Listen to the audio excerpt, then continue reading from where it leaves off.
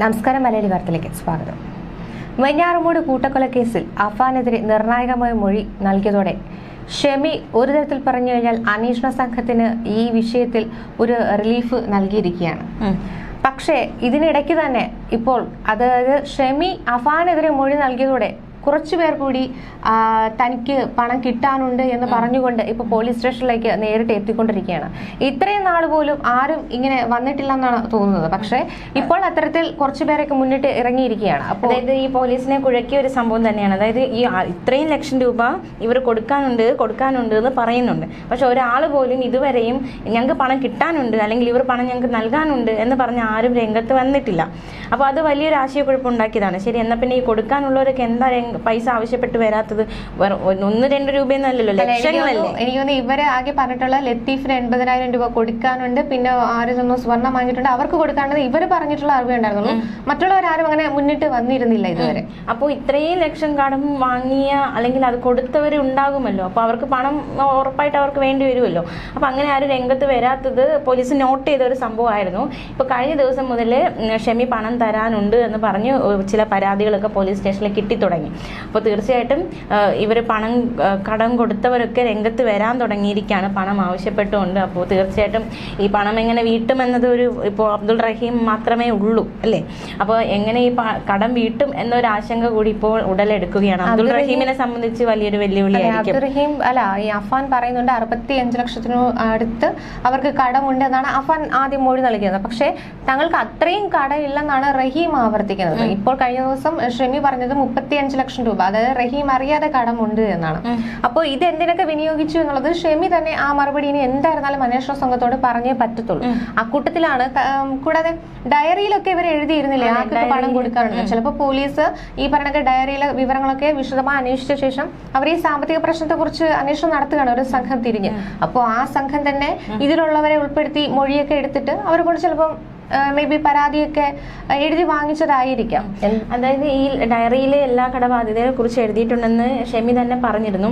അപ്പോൾ ഇതുമായി ബന്ധപ്പെട്ട് ഷെമിയോട് ചോദിച്ചപ്പോൾ ആ ചോദ്യത്തിൽ നിന്ന് ഷെമി ഒഴിഞ്ഞു മാറുന്ന സാഹചര്യം ഉണ്ടായി. അപ്പോൾ എന്തായാലും അതിലെന്തായാലും പേരും പട്ടികയും വിവരങ്ങളൊക്കെ ഉണ്ടാകുമല്ലോ. അപ്പോൾ അതിൻ്റെ ആ ഒരു രീതിക്ക് ഒരു അന്വേഷണം നടത്തി എന്ന് തോന്നുന്നു. പക്ഷെ ആരും അങ്ങനെ രംഗത്ത് വരാൻ ആദ്യഘട്ടത്തിൽ തയ്യാറായിരുന്നില്ല. എന്തായാലും ഇപ്പോൾ അവര് അങ്ങനെ എത്തിക്കഴിഞ്ഞാൽ തങ്ങളും ഈ കേസിൽ അകത്താകുമോ എന്നുള്ള തരത്തിലുള്ള ഭയമുണ്ട്. കാരണം പലിശ ഇനത്തിലൊക്കെ എമൗണ്ട് കൂടുതൽ വാങ്ങിച്ചിട്ടുണ്ടെങ്കിൽ തീർച്ചയായിട്ടും അവർക്കെതിരെ കേസെടുക്കും. അപ്പൊ അത്തരത്തിൽ ഭയമുള്ളവരുമുണ്ട്. അപ്പൊ ഈ കൊള്ള പലിശ വാങ്ങിയവരൊക്കെ രംഗത്ത് വരുമോ എന്നൊരു ചോദ്യം തന്നെയാണ് അല്ലേ. കഴുത്തെടുത്ത് പലിശ വാങ്ങിയവരൊക്കെ ഞങ്ങൾക്ക് പണം കിട്ടാനുണ്ട് എന്ന് പറഞ്ഞ് വരുമോ എന്നത് ഒരു ചോദ്യം തന്നെയാണ്. വരാനുള്ള സാധ്യത കുറവാണ്. കാരണം പലിശ വാങ്ങിക്കുന്നത് ഒരു കുറ്റമാണ്. അതെ, കുറ്റമാണ്. പലിശ കൊടുക്കുന്നത് വാങ്ങിക്കുന്നതൊക്കെ കുറ്റം തന്നെയാണ്. അപ്പോൾ എന്തായാലും ആ ഒരു കാര്യത്തിലും ഇപ്പോൾ ഈ ഒരു കേസുമായി ബന്ധപ്പെട്ട് നിൽക്കുന്ന ഒരുപാട് ദുരൂഹത എന്ന് പറയാൻ പറ്റില്ല, ഒരുപാട് സങ്കീർണതകൾ ഇപ്പോൾ മാറി മാറി വരികയാണ്. ആദ്യത്തെ സങ്കീർണത ഷെമിയുടെ വിപരീതമായിട്ടുള്ള അഫാന്റെ മൊഴിയിൽ നിന്ന് വിപരീതമായ മൊഴിയായിരുന്നു. അത് ഷെമി തന്നെ തിരുത്തി ഇപ്പോൾ ഈ ഒരു സാമ്പത്തിക ബാധ്യതയുമായി ബന്ധപ്പെട്ടുള്ള കാര്യങ്ങളിൽ പണം ഞങ്ങൾക്ക് കിട്ടാനുണ്ട് എന്ന് പറഞ്ഞ് പരാതികൾ കിട്ടിത്തുടങ്ങി. എന്തായാലും ഈ പരാതി നൽകിയവരുടെ വിശദമായ മൊഴിയെടുക്കാനാണ് പോലീസ് നീങ്ങുന്നത്. കാര്യം അതിലൊരു കുറെ കൂടി വ്യക്തത വരുത്തേണ്ടതായിട്ടുണ്ടല്ലോ. അപ്പോൾ ഈ പരാതിക്കാരുടെയും മൊഴി രേഖപ്പെടുത്തും. അത്തരത്തിലും അന്വേഷണം വ്യാപിപ്പിക്കാൻ തന്നെയാണ് പോലീസിന്റെ നീക്കം. തീർച്ചയായിട്ടും ഇങ്ങനെ ഓരോരുത്തർ വരുമ്പോൾ മാത്രം ഏതൊക്കെ രീതിയിലാണ് പണം, കഴിഞ്ഞ ദിവസങ്ങളൊക്കെ ഉയർന്ന ചോദ്യമാണ് ഇവർ ഇത്രയും പണം വാങ്ങി എന്താ ചെയ്തത് എന്ന്. അപ്പോൾ ഈ ആൾക്കാർ ഇങ്ങനെ രംഗത്ത് വരുമ്പോൾ എന്തിനാണ് പണം വാങ്ങിയത് അല്ലെങ്കിൽ എവിടേക്കാണ് പണം, എവിടെ നിന്നാണ് പണം കിട്ടിയത് എന്ന കാര്യത്തിലൊക്കെ ഒരു വ്യക്തത വരും.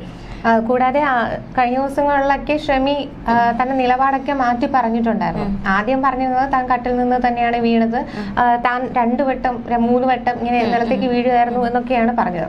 പിന്നീടാണ് കഴിഞ്ഞ ദിവസം വീണ്ടും മൊഴിയെടുപ്പ് നടത്തിയപ്പോഴേക്കും അഫാനെതിരെ മൊഴി കൊടുത്തത്. അപ്പോൾ ഇങ്ങനെ മൊഴി അടിക്കടി മാറ്റുന്നത് കൊണ്ട് തന്നെ വീണ്ടും ഷെമീനെ കൊണ്ട് മൊഴിയെടുക്കാൻ ചാൻസ് ഉണ്ട് അല്ലേ. സാഹചര്യം ഉണ്ട്. കാരണം എന്തായാലും ഇപ്പോൾ ഒരു ശാരീരികമായിട്ടുള്ള ബുദ്ധിമുട്ടുള്ളത് കൊണ്ട് കൂടുതൽ മൊഴിയെടുക്കാൻ കഴിയാത്ത സാഹചര്യമാണ്. അപ്പോൾ ഭേദമായി കഴിയുമ്പോൾ തീർച്ചയായിട്ടും വിശദമായ മൊഴി രേഖപ്പെടുത്തും. അപ്പോൾ വിശദമായ കാര്യങ്ങൾ അറിയുവാൻ സാധിക്കും.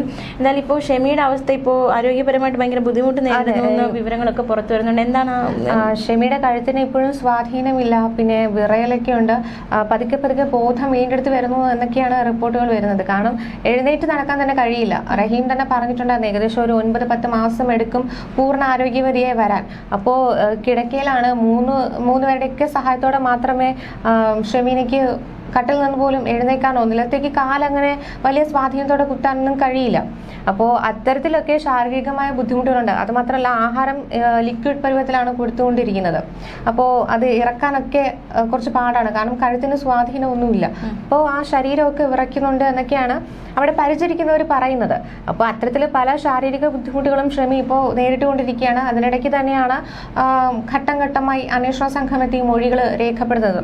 അപ്പോൾ ഒരു തരത്തിൽ ചിലപ്പോൾ നമ്മൾ ഷെമി അടവെടുത്തതാണോ ഇത്തരത്തില് മൊഴി മാറ്റി പറയുന്നതെന്നൊക്കെ നമുക്ക് സംശയം ഉണ്ടായിരുന്നു. ചിലപ്പോൾ ആ എന്താ പറയാ ആ ഒരു ശാരീരിക ബുദ്ധിമുട്ടുകൾ, അതായത് പതുക്കെ വീണ്ടും എടുക്കുകയാണ് ആ ഒരു ഓർമ്മ. ചിലപ്പോൾ അതിലായിരിക്കാം ആദ്യം മൊഴിയൊക്കെ മാറ്റി പറഞ്ഞുകൊണ്ടിരുന്നത്. പതുക്കെ തനിയെ ആ ഓർമ്മകളൊക്കെ വീണ്ടെടുത്ത് പോലീസിന് മുന്നിലേക്ക് കൊണ്ടുവരുന്നതായിരിക്കും. എനിക്ക് തോന്നുന്നത് കഴിഞ്ഞ ദിവസം ഈ ഷെമി നമ്മുടെ 24 ന്യൂസിന്റെ ശ്രീകണ്ഠൻ നായർ സാറിനോട് സംസാരിക്കുന്നത് ഞാൻ കേട്ടു. അപ്പോൾ അതിൽ ആ അമ്മ പറയുന്നത്, സാറേ അമ്മയുടെ സ്നേഹത്തിന് മുന്നിൽ എന്തെങ്കിലും വഴിയുണ്ടോ, മാർഗമുണ്ടോ, എൻ്റെ മകനെ പുറത്തിറക്കാൻ എന്തെങ്കിലും മാർഗമുണ്ടോ, അമ്മയുടെ സ്നേഹം വെച്ച് എന്തെങ്കിലും ഒരു സ്കോപ്പ് ഉണ്ടോ അവനെ രക്ഷിക്കാൻ, എനിക്ക് എൻ്റെ മകനെ വേണം, അവനെ പുറത്തിറക്കണം എന്ന അമ്മ നിരന്തരമായി ആവശ്യപ്പെടാണ്. അപ്പോൾ എനിക്ക് തോന്നുന്നു അമ്മ മകനെ രക്ഷിക്കുക എന്ന ലക്ഷ്യത്തോടെ തന്നെയാണ് കള്ളം പറഞ്ഞത്. തീർച്ചയായിട്ടും നമുക്ക് മനസ്സിലാക്കാവുന്ന സാധനം. ആദ്യം തൊട്ട് തന്നെ ഷെമി അങ്ങനെയാണ് നിലപാടെടുത്തിരുന്നത്. പക്ഷെ ഇടയ്ക്ക് നമ്മൾ വിചാരിച്ചത് ചിലപ്പോൾ യാഥാർത്ഥ്യത്തിലേക്ക് വരാൻ ടൈം എടുക്കുന്നത് കൊണ്ടായിരിക്കാം, അല്ലെങ്കിൽ അങ്ങനെ ഒരു രീതിയിൽ സംസാരിച്ചു. പക്ഷെ ഇത് ശരിക്കും ഒരു സംരക്ഷണം തന്നെയാണ് ഷെമി നൽകിയത് എന്ന് ഉറപ്പിക്കാൻ നമുക്ക്. അതെ, ഒരിക്കലും മാതാപിതാക്കൾ സ്വന്തം എത്ര ക്രൂരന്മാരായ മക്കളാണെങ്കിലും അവരുടെ സ്നേഹം കാണിക്കാൻ പാടില്ല എന്ന് നമുക്ക് പറയാൻ ഒരു അവകാശവും ഇല്ല. അതൊക്കെ സ്നേഹിക്കുക എന്നുള്ളത് മാതാപിതാക്കളുടെ കടമയാണ്, അവകാശമാണ്. അപ്പൊ അതിൽ നമുക്ക് കുറ്റം പറയാൻ കഴിയില്ല. പക്ഷെ ഒരു പ്രതി എന്ന നിലയിൽ അവനെ സംരക്ഷിക്കാൻ നോക്കുമ്പോൾ അത് തീർച്ചയായും രൂക്ഷമായി വിമർശിക്കേണ്ട ഒരു സംഭവം തന്നെയാണ്. അതിന് വിമർശനം അമ്മ ഇപ്പോഴും ഏറ്റുവാങ്ങുന്നുണ്ട്. തീർച്ചയായിട്ടും ഈ ഒരു സാഹചര്യത്തിലും ഇപ്പൊ എന്തിനാണ് മൊഴി മാറ്റിയത് എന്നതും ഒരു ചോദ്യം തന്നെയാണ്. പെട്ടെന്ന്, അതായത് രാവിലെ വരെ പറയുന്നു ഞാൻ കട്ടിലിൽ നിന്ന് വീണുവെന്ന്, വൈകുന്നേരം പറയുന്നു ഇല്ല എന്നെ അഫാൻ ആക്രമിച്ചതാണ്. അപ്പൊ ഇതിനിടയിൽ എന്തോ സംഭവിച്ചിട്ടുണ്ട്. എന്തായിരുന്നു പെട്ടെന്ന് ഒരു മൊഴി മാറ്റത്തിലേക്ക്, അതും മകനെ രക്ഷിക്കാൻ കഴിയുമെന്നാരെങ്കിലും ആരെങ്കിലും അഫാനെ ഇനി എന്തെങ്കിലും തരത്തിൽ രക്ഷപ്പെടുത്തണമെങ്കിൽ ഷെമി സത്യം പറയണമെന്ന് ചിലപ്പോൾ പ്രേരിപ്പിച്ചിട്ടുണ്ടാവാം. അത്തരത്തിലായിരിക്കും ചിലപ്പോൾ സംഭവിച്ചതൊക്കെ പോലീസിന് മുന്നിൽ പറയാൻ തയ്യാറായിട്ടുണ്ടാവുക. എങ്കിലും പൂർണ്ണമായും പറഞ്ഞിട്ടില്ല. ഇനിയും ഘട്ടം ഘട്ടമായി മൊഴി എടുക്കാനുണ്ട്. കാരണം ഇനി എന്തിനാണ് ഇത്രയും ലക്ഷം രൂപ ഷെമി വാങ്ങിയതെന്നും ആരിൽ നിന്നാണ് അത് വാങ്ങിയതെന്നും എന്ത് കാര്യത്തിനാണ് അത് വിനിയോഗിച്ചതെന്നും ഷെമി തന്നെ അത് മറുപടി പറഞ്ഞേ പറ്റത്തുള്ളൂ. പിന്നെ ഈ അബ്ദുൾ റഹീമിന്റെ കാര്യം നോക്കുകയാണെങ്കിൽ ഈ നാട്ടിലെ കടങ്ങളെ പറ്റിയൊന്നും അദ്ദേഹം അറിഞ്ഞിട്ടില്ലായിരുന്നു. പക്ഷെ ഇപ്പോഴാണ് അദ്ദേഹം ഓരോ കടങ്ങളെ പറ്റി അറിയുന്നത്. പക്ഷേ ഓരോരുത്തർ ഇനി പണം ചോദിച്ചു വരുമ്പോൾ തീർച്ചയായിട്ടും അത് വീട്ടുക എന്നൊരു ബാധ്യത അദ്ദേഹത്തിലേക്ക് വരികയാണല്ലേ. അപ്പോൾ ഈ ഒരു സാഹചര്യത്തിൽ അദ്ദേഹം എങ്ങനെ അത് വീട്ടുമെന്നത് ഒരു ചോദ്യം തന്നെയാണ്. മുഴുവനായും എല്ലാം നഷ്ടപ്പെട്ടൊരു വ്യക്തിയാണ് അദ്ദേഹം. അപ്പോ ഈ സാമ്പത്തികമായിട്ട് ഒരു മാന്ദ്യത്തിൽ നിൽക്കുമ്പോൾ അദ്ദേഹത്തിന് തീർച്ചയായിട്ടും ഒരു ജോലി ഉണ്ടായിരുന്നെങ്കിൽ തീർച്ചയായിട്ടും അദ്ദേഹം എന്തെങ്കിലും വീട്ടാൻ അദ്ദേഹം ശ്രമിക്കുമായിരിക്കും. പക്ഷേ അത്തരത്തിലൊരു ചാൻസ് ഇപ്പൊ അദ്ദേഹത്തിന് ഇല്ല. കാരണം വിദേശത്തെ ജോലിയൊക്കെ അദ്ദേഹത്തിന് നഷ്ടപ്പെട്ടു. ഇനി തിരികെ പോകാനാകില്ല. നാട്ടിൽ തന്നെ ജോലി ചെയ്യാമെന്ന് കരുതി കഴിഞ്ഞാൽ ഒരു കൊലയാളിയുടെ പിതാവാണ് എന്നുള്ള തരത്തിൽ ആരെങ്കിലും ഒക്കെ ജോലി കൊടുക്കാൻ തയ്യാറാകുമോ എന്ന് പോലും നമുക്ക് സംശയമാണ്. പലതരത്തിൽ അങ്ങനെ ഒരു അവഗണന ചിലരൊക്കെ നടത്താൻ ചാൻസ് ഉണ്ട്. കാരണം മുഴുവനായും അനുകൂലിക്കുന്നവരല്ല, പ്രതികൂലിക്കുന്നവരും സമൂഹത്തിലുണ്ട്. അപ്പോൾ ഒരു ജോലി ആവശ്യപ്പെട്ട് മറ്റൊരിടത്തേക്ക് പോയി കഴിഞ്ഞാൽ തീർച്ചയായിട്ടും ആ ഒരു അവഗണന അദ്ദേഹത്തിന് ഉണ്ടാകും എന്നുള്ളത് നമുക്കറിയാം. നമ്മുടെ സമൂഹത്തിൽ നിലനിൽക്കുന്ന ഓരോ മനുഷ്യരുടെ കാഴ്ചപ്പാടുകളാണ്. ചിലപ്പോൾ ഭാഗ്യം കൊണ്ട്, ചിലപ്പോൾ എല്ലാം അക്സെപ്റ്റ് ചെയ്തുകൊണ്ട് അദ്ദേഹം കാരണമുണ്ടായ ഒരു സംഭവമല്ല. അപ്പൊ അദ്ദേഹത്തിന് അതിനെ ക്രൂശിക്കേണ്ട ആവശ്യമില്ല എന്ന് കരുതിക്കൊണ്ട് ചിലപ്പോൾ മറ്റൊരു ആരെങ്കിലും ജോലി കൊടുക്കാൻ തയ്യാറായാലും മതി. ഒരു വിഭാഗം ആൾക്കാർ അദ്ദേഹത്തെ ചേർത്ത് നിർത്തുന്നുണ്ടെന്നതും യാഥാർത്ഥ്യമാണ് അല്ലേ. അതുപോലെ തന്നെ ഏറ്റവും ശ്രദ്ധേയമായ കാര്യം അബ്ദുൾ ലത്തീഫ്, ഇവരെ കുടുംബക്കാരുണ്ടല്ലോ, അതായത് സൽമ ബീബി, അബ്ദുൾ ലത്തീഫ്, അദ്ദേഹത്തിന്റെ ഭാര്യ. അപ്പൊ ഇവരുമായി ബന്ധപ്പെട്ട് നിൽക്കുന്ന കുറെ പേരുണ്ടല്ലോ, അവർക്കുണ്ടായ നഷ്ടം അല്ലേ. അതെ, കുടുംബം എതിരാണെന്ന് പറയുന്നുണ്ടല്ലോ. ഷെമിയെ ഒരിക്കലും അംഗീകരിക്കാൻ ആ കുടുംബം ഇനി തയ്യാറല്ല. കാരണം റഹീമിന്റെ കുടുംബം, അതായത് റഹീമിനാണ് ശരിക്കും പറഞ്ഞാൽ എല്ലാം നഷ്ടപ്പെട്ടത്. റഹീമിന്റെ ഉമ്മ, സഹോദരൻ, സഹോദരന്റെ ഭാര്യ ഒക്കെ നഷ്ടപ്പെട്ടു. അപ്പൊ ആ കുടുംബം എതിരാണ് ഷെമിക്കെതിരെ. ഷെമി ഇപ്പൊ നാളെ ആരോഗ്യം വീണ്ടെടുത്ത് പുറത്തേക്ക് വന്നാൽ പോലും ഈ കുടുംബം ഒരിക്കലും ഷമി അംഗീകരിക്കാൻ തയ്യാറാകില്ല. നമ്മൾ ഈ വിഷയം ചർച്ച ചെയ്യുമ്പോൾ തുടക്കത്തിൽ തന്നെ പറഞ്ഞതാണ്, അതായത് ഇത്രയും ലക്ഷം രൂപ കടം വരുമ്പോൾ ഇത് കിട്ടാനുള്ള ഒരു അവസ്ഥ അല്ലേ. അപ്പോൾ ഇപ്പോൾ അഫാനാണെങ്കിൽ ജയിലിലാണ്, ഉമ്മയുടെ അവസ്ഥ ഇതാണ്. അപ്പോൾ ഈ ഇത്രയും പണം കിട്ടാനുള്ളവരുടെ അവസ്ഥ കൂടി നമ്മൾ ചിന്തിക്കേണ്ടിയിരിക്കുന്നു. അവരെന്തിനാ പണം കൊടുത്തത്? അവരൊരു ആവശ്യത്തിന് പണം കൊടുത്തു. അപ്പോൾ ഇത് കിട്ടുക അല്ലെങ്കിൽ ആ തിരിച്ചു കിട്ടുക എന്നുള്ള അവർക്ക് അവരുടെ ആവശ്യം തന്നെയാണ്. ക്യാഷ് ചോദിച്ചതുകൊണ്ട് ആരും കൊടുക്കാൻ തയ്യാറാവില്ല. തീർച്ചയായിട്ടും ഒരു ജോലി പോലും ഇല്ലാതിരുന്ന അഫാൻ ചോദിച്ചു കഴിഞ്ഞാൽ ആരെങ്കിലും ക്യാഷ് കൊടുക്കും നമുക്ക് തോന്നുന്നുണ്ടോ? ഇല്ല. അപ്പൊ തീർച്ചയായിട്ടും ഈ ഉമ്മ ഒപ്പം ചെന്ന് ജാമ്യം നിന്ന് പൈസ തന്നാൽ തിരികെ തരാമെന്നുള്ള ഒരു ഉറപ്പ് കൊടുക്കുമ്പോൾ മാത്രമേ ആ ക്യാഷ് ആരായാലും കൊടുക്കാൻ തയ്യാറാകുകയുള്ളൂ. അപ്പോൾ തീർച്ചയായിട്ടും ഷമീനയുടെ പങ്ക് അതിൽ നിന്ന് തന്നെ നമുക്ക് വ്യക്തമാകും. അത് മാത്രമല്ല, ഈ അഫാൻ പല ബിസിനസ്സുകൾ ചെയ്തിട്ടുണ്ട്, അതൊക്കെ തകർച്ചയിലേക്ക് പോയി. അപ്പൊ അതൊക്കെ ഒരു തരം കടബാധ്യതയിലേക്ക് പോയി എന്നൊക്കെ പറയപ്പെടുന്നുണ്ട്. പിന്നെ ആഡംബര ജീവിതം, ഇവര് ആഡംബരത്തിൽ ഒരു വിട്ടുവീഴ്ച ഇവർ നടത്തിയിട്ടില്ല. ഈ അഫാന്റെ വിദ്യാഭ്യാസം അതിനെ പറ്റിയൊന്നും ഒരു അഫാൻ ബികോം സ്റ്റുഡന്റ് ആയിരുന്നു. പക്ഷെ വിദ്യാഭ്യാസം പകുതി വഴി തന്നെ അത് സ്റ്റോപ്പ് ചെയ്തായിരുന്നു. അപ്പൊ വലിയ സൗഹൃദ വലയങ്ങളൊന്നും അഫാൻ ഉണ്ടായിരുന്നില്ല. ഈ സോഷ്യൽ മീഡിയയിലൊക്കെ കമന്റിലൂടെ പലരും ചോദിക്കുന്നതാണ്, 23 വയസ്സുകാരനല്ലേ, അപ്പൊ അവന് പണിയെടുത്ത് ജീവിച്ചുകൂടായിരുന്നോ എന്ന ചോദ്യങ്ങളൊക്കെ ശക്തമാണ്. കോഴിയെ വളർത്തി അങ്ങനെ പലതരത്തിലും ചെറിയ ചെറിയ കച്ചവടമൊക്കെ ഉണ്ടായിരുന്നു. പക്ഷെ മൊത്തത്തിലെല്ലാം ഫ്ലോപ്പായി. അതെ. മാത്രമല്ല, ഈ കഴിഞ്ഞ ദിവസങ്ങളൊക്കെ പുറത്തു വന്ന മറ്റൊരു വിവരം, ഫർസാനയോട് ഈ ഫർസാനയെ വിളിച്ചോണ്ട് വീട്ടിലേക്ക് വരുന്ന വഴിക്ക് നിനക്ക് മരിക്കാൻ പേടിയുണ്ടോ അങ്ങനെ എന്തോ ചോദിച്ചു അല്ലേ? അത് ഒരു പുതിയ വിവരമല്ലേ ശരിക്കും? അല്ല, അത് ആ ടൈമിൽ തന്നെ പറഞ്ഞിട്ടുണ്ടായിരുന്നു അഫാൻ, ഞാൻ മരിച്ചു കഴിഞ്ഞാൽ, ഒരു വാഹനാപകടത്തിൽ ഞാൻ മരിച്ചു കഴിഞ്ഞാൽ നീ എന്ത് ചെയ്യും എന്നാണ് ഫർസാനയോട് ചോദിക്കുന്നത്. അപ്പോൾ ഞാനും മരിക്കും എന്ന് പറഞ്ഞതുകൊണ്ടാണ് നേരെ വീട്ടിലേക്ക് കൊണ്ടുപോകുന്നത്. ആ വാക്കറം പറ്റിപ്പോയി. അതെ, കൊണ്ടുപോകുമ്പോൾ തന്നെ പറയുന്നുണ്ട്, അതായത് ഞാൻ എല്ലാവരും കൊലപ്പെടുത്തി എന്നൊക്കെ പറയുമ്പോൾ കണ്ണൊക്കെ പൊത്തിക്കൊണ്ട് ആ കസേരയിൽ ഫർസാന കരയായിരുന്നു. ആ ഓൺ സ്പോട്ടിലായിരുന്നു ചുറ്റിക കൊണ്ട് ആക്രമിച്ചത്. അപ്പോൾ ആ വാക്ക് ശരിക്കും മറം പറ്റിപ്പോയി എന്ന് പറയാം. പിന്നെ കഴിഞ്ഞ ദിവസങ്ങളിലൊക്കെ ഷമീന പറയുന്നുണ്ടായിരുന്നു, ഇളയ മകനെ കൊണ്ട് പോലും യൂട്യൂബിലെ ആത്മഹത്യ വീഡിയോകളൊക്കെ സെർച്ച് ചെയ്തിരുന്നു എന്ന് പറയുന്നുണ്ട്. അപ്പം കുടുംബം ആത്മഹത്യ ചെയ്യാനായിട്ട് തയ്യാറായിരുന്നു. അപ്പോൾ അങ്ങനെ തയ്യാറായിരുന്ന നിമിഷത്തിലാണ് അപ്പൊ കഴിഞ്ഞ ദിവസം തട്ടത്തുമലയിലെ കഴിഞ്ഞ ദിവസമല്ല, ആ സംഭവ ദിവസം തട്ടത്തുമലയിലേക്ക് പോയി ഇവർ തിരികെ വന്നിട്ട് ഇനി നമ്മൾ എന്ത് ചെയ്യുമെന്ന് മകനോട് ചോദിക്കുമ്പോഴാണ് അഫാൻ അവിടെ ഇരുന്നുകൊണ്ട് പറയുന്നത്, ഉമ്മ പൊയ്ക്കോളൂ, ഞാനും അനിയന് പിന്നാലെ വന്നുകൊള്ളാമെന്ന് പറഞ്ഞുകൊണ്ട് ഈ ഷോള് കഴുത്തിൽ മുറുക്കി ചുവരിലേക്ക് ഇടിക്കുന്നത്. അപ്പോൾ ബോധം നഷ്ടപ്പെട്ടപ്പോൾ ഉമ്മ മരിച്ചു എന്ന് കരുതിയിട്ടാണ് മുറിക്കുള്ളിൽ പൂട്ടിയിട്ട് ഇറങ്ങി പോകുന്നത്. തിരിച്ച് ഫർസാനെ കൊലപ്പെടുത്തുകയാണ്. ഫർസാനെ കൊലപ്പെടുത്തിയതിനു ശേഷമാണ് ഈ ഉമ്മയ്ക്ക് വീണ്ടും ഞരക്കത്തിന്റെ ശബ്ദം അഫാൻ കേൾക്കുന്നത്. തിരിച്ചു വീണ്ടും വരുന്നു, ചുറ്റിക കൊണ്ട് അടിക്കുകയാണ്. ഈ ചുറ്റിക കൊണ്ട് അടിക്കുമ്പോൾ പോലും ഈ ഷമീനയുടെ കണ്ണുകളൊക്കെ തുറന്നിരുന്നു എന്നാണ് അഫാൻ പറയുന്നത്. അപ്പോൾ കണ്ണുകളൊക്കെ ഇങ്ങനെ ചലിക്കുന്നുണ്ടായിരുന്നു. അപ്പോൾ കണ്ണ് തുറന്നു തന്നെ ഇരുന്നപ്പോൾ ബലമായിട്ട് ആ കണ്ണ് പിടിച്ച് അടയ്ക്കാൻ ശ്രമിച്ചു അഫാൻ. അതിനുശേഷമാണ് വീട് വിട്ടിറങ്ങിയത്. ഉമ്മ മരിച്ചു എന്ന് ഉറപ്പിച്ചുകൊണ്ട് വീട് വിട്ട് ഇറങ്ങിയത്. പിന്നെ അഫ്സാനെ കൊലപ്പെടുത്തുമ്പോൾ പോലും ഇക്കാന്ന് ആ കുഞ്ഞ് വിളിക്കുന്നുണ്ടായിരുന്നു. ശരിക്കും അത് വളരെ അത് നേരത്തെ വന്ന വിവരമാണ്. പുതിയ വിവരങ്ങളല്ലേ? അല്ലല്ല, നേരത്തെ തന്നെ വന്നതാണ്. അപ്പോ ഇക്കാന്ന് വിളിച്ചുകൊണ്ടാണ് ആ കുഞ്ഞ് മരിക്കുന്നത്.